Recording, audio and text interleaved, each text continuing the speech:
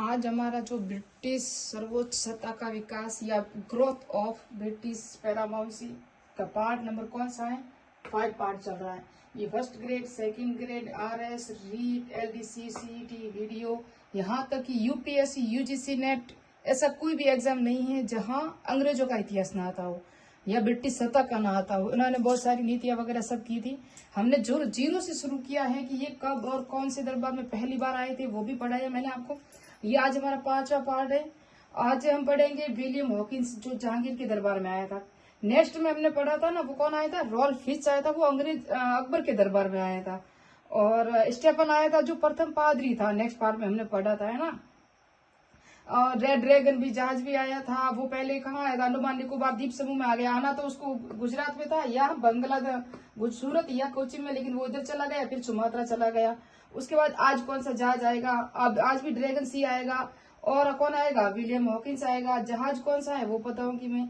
और एक आएगा सर टॉमस रो आएगा, है ना। ये किसके दरबार में कब मिलेगा? जहांगीर को कहाँ कहाँ मिलेगा वो भी डिटेल, वो हमारे राजस्थान से भी जुड़ा हुआ है।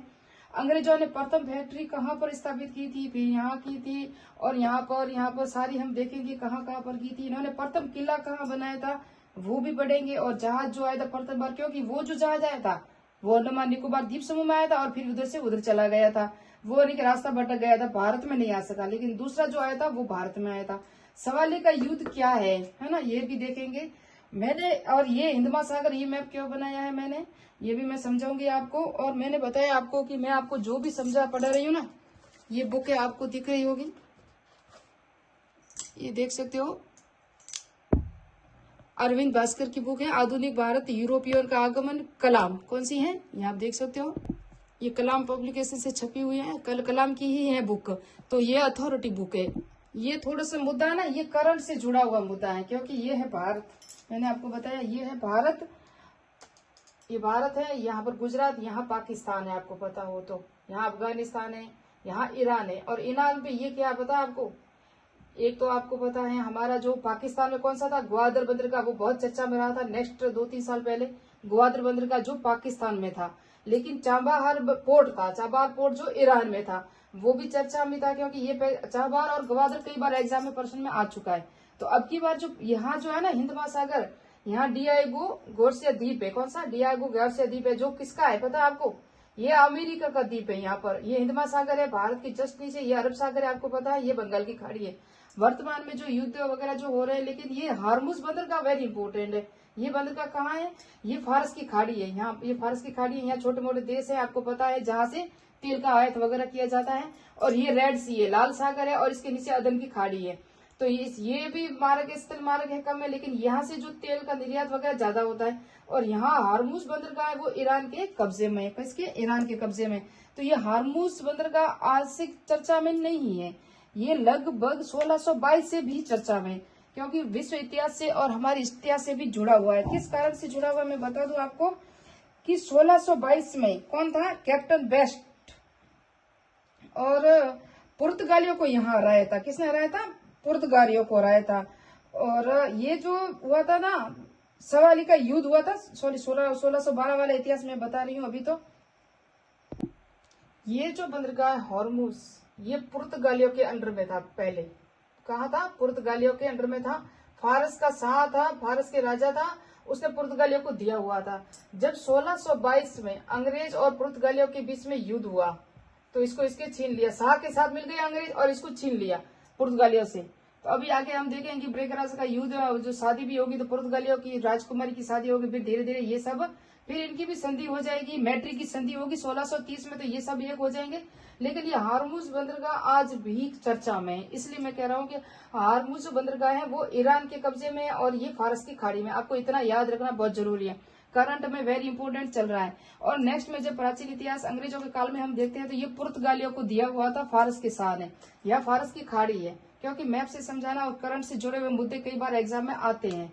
और रेड सागर, लाल सागर मैंने बता दिया। यहाँ मेडागास्कर द्वीप है, ये भी अमेरिका के कब्जे में। और डियागार्सो ये आ चुका है, फर्स्ट ग्रेड में भी आया है, आरएस परी में भी आ चुका प्रश्न। इसलिए इस द्वीप पर अमेरिका है और अमेरिका का सैन्य अड्डे लगे हुए हैं यहाँ पर। तो ये कुछ इंपोर्टेंट जानकारी थी जो करंट से जुड़ी हुई थी और हमारे प्राचीन इतिहास से भी जुड़ी हुई थी। तो हमने नेक्स्ट में जितना भी पढ़ा था वो बेसिक जानकारी थी। रॉल्फ फिश आया था जिसने फतेहपुर सीकरी की, आगरा पे गया जहांगीर अकबर के दरबार में, और उसने फतेहपुर सीकरी की यात्रा की और कहा कि ये लंदन से भी बड़े हैं। लेकिन सरकारी हैसियत से आने वाला प्रथम जो था वो था विलियम हॉकिंस था। कौन था? विलियम हॉकिंस था, जो जहांगीर के दरबार में आया था। कौन आया था? ये जहांगीर के दरबार में आया था। और ये कब आया था? इसने जो किया था ना वो कौन से जहाज से आया था? तो ये हेक्टर जहाज से आया था। किससे आया था? एक हेक्टर जहाज है, हेक्टर जहाज से यहाँ पर आया था। और मैं बता दूं वो भी रेड ड्रैगन ही था। कैसा था? रेड ड्रैगन ही जहाज था, उसी से आया था। रेड ड्रैगन जहाज मैंने कहा आपको कि पहले जब आया था वो अंडमान निकोबार द्वीप समूह में आया, फिर वो यहाँ से भटक गया रास्ता और ये हाँ तो वो सुमात्रा चला गया था, है ना। वो लिप्सन था, उसका जो वायुसेना का जो कमांडर था ना जहाज का, वो लिप्सन था, है ना। ये मैंने आपको बता दिया है। और ये जब आया ये 1608 में आया था। और क्लीनिंग, ये जो जहाज था ना, अब जो जहाज आया कौन सा आया? ये हेक्टर जहाज आया ना। अब इसका जो अधिकार जो कमांडर है कौन है? क्लीनिंग है नाम, इंग्लिश का नाम इसका क्लीन है।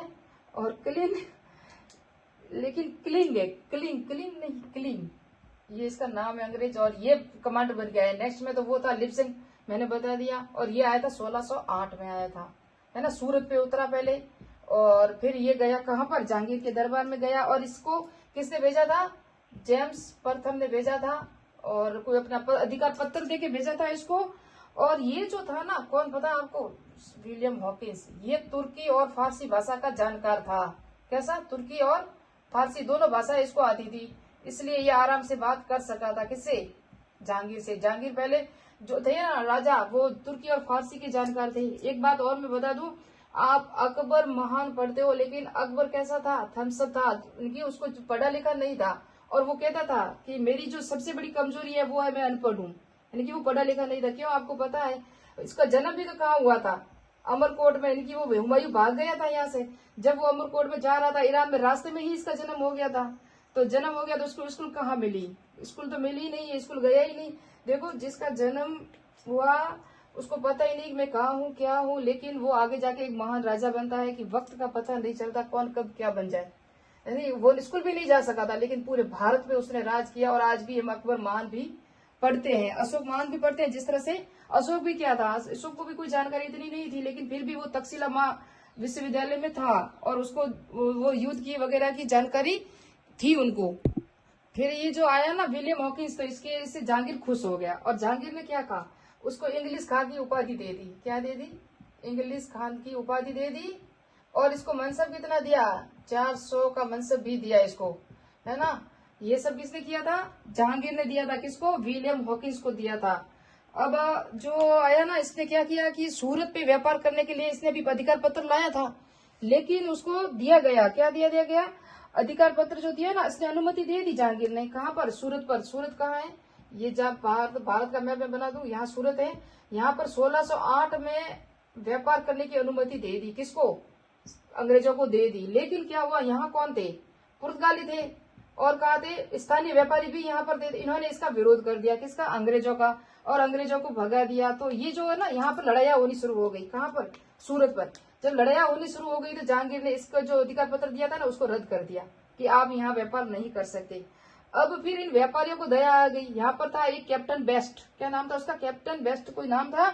उसको कहा कि आप अपने 2 बंदरगाह लेके यहाँ, 2 जो जहाज होते हैं ना, 2 जहाज लेके आप यहाँ व्यापार कर सकते हो। तो इसने 2 जहाजों का जो सामान वगैरह उतारा। लेकिन इसकी जो कंपनी फैक्ट्री होनी थी ना 1608 में, कई बार हम पढ़ते इसमें कंफ्यूजन रहते हैं कि अंग्रेजों ने पहली जो फैक्ट्री 1608 में सूरत में खोली, लेकिन इसको अनुमति मिली थी, फैक्ट्री नहीं खोलने दी थी। किसने? अरबों, पुर्तगालियों और स्थानीय व्यापारियों सबने इनका विरोध कर लिया और यहाँ पर फैक्ट्री नहीं लग पाई। फिर यहाँ युद्ध होंगे, आप देखोगे तो। यहाँ तक को ये सब कल मैंने आपको समझाया भी था, पढ़ाया भी था। ये सारे नोट्स हैं, आप खुद लिख देना वापस से, क्योंकि कल मैंने नोट्स नहीं दिए थे, सिर्फ बोर्ड पे समझाया ही था।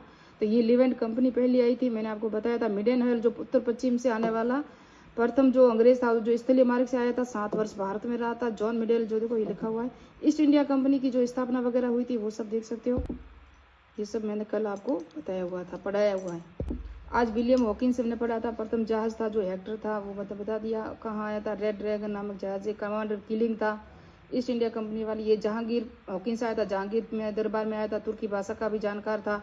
और इसको 400 मनसब भी दी थी और जागीर प्रदान कितनी की थी, इसको जागीर प्रदान की, फिरंगी का इंग्लिश का की उपाधि दी और ये सूरत में फैक्ट्री भी स्थापित इन्होंने की। लेकिन वापस से अंग्रेज, मैंने कहा कि जहांगीर ने इसको वापस इसको रद्द कर दिया और सूरत छोड़ने के आदेश भी दे दिए। कैप्टन बेस्ट ने इन 2 अंग्रेजी जहाज को सूरत में रहने की अनुमति दी थी, कुछ ने सूरत के व्यापारियों ने दी थी इनको। हॉकिंस ने मिडेलेटॉन 1611 में पुर्तगालियों के विरोध के बावजूद भी, कौन था, सर विलियम हॉकिंस, कंपनी का जहाज सूरत उतारने में सफल हुआ और 1612 में कैप्टन बेस्ट ने सवाली हॉल या सोली हॉल में जो युद्ध में पुर्तगालियों को हरा दिया। इससे पुर्तगालियों को भारत छोड़ने में अजयता का मिथक टूटा, यानी कि पुर्तगालियों को कोई हरा नहीं सकता। ये जो किसने तोड़ा, अंग्रेजों ने तोड़ा। मुगल दरबार में इसकी प्रतिष्ठा बढ़ी। फिर 1612 में कैप्टन बेस्ट द्वारा सूरत बंदरगाह को जीतकर पुर्तगालियों का एकाधिकार समाप्त कर दिया। किसने, कैप्टन बेस्ट ने 1612 में। जब जहांगीर ने इसको रद्द कर दिया ना, इसको जो दिया था अधिकार पत्र, फिर क्या कि अंग्रेज अभी जहांगीर वापस देगा। और अंग्रेजों द्वारा पुर्तगाली बेड़े को पराजित किए जाने के कारण 6 फरवरी 1613 को जहांगीर ने एक शाही फरमान कर अंग्रेजों को सूरत में टॉम्स एल्डवर्थ में के नियंत्रण में व्यापारी कोठी स्थापित करने की अनुमति प्रदान की। यानी कि 1600, कहीं 12 लिखा होता है, कहीं 13 लिखा होता है। तो सूरत में जो पहली फैक्ट्री 1608 में ना लगी, 1612 में या 13 में लगी। सूरत में फैक्ट्री नहीं लगी, अभी अनुमति मिली है 1612-13 में। फैक्ट्री तो कब लगेगी वो आगे मैं बताऊंगी पूरा का पूरा आपको। और ये सर टर्म शुरू पढ़ेंगे नेक्स्ट पार्ट में। मिलते हैं नेक्स्ट पार्ट में, नेक्स्ट वीडियो में। जय हिंद, जय भारत। मेरे चैनल को सब्सक्राइब कीजिए, लाइक कीजिए, कमेंट कीजिए।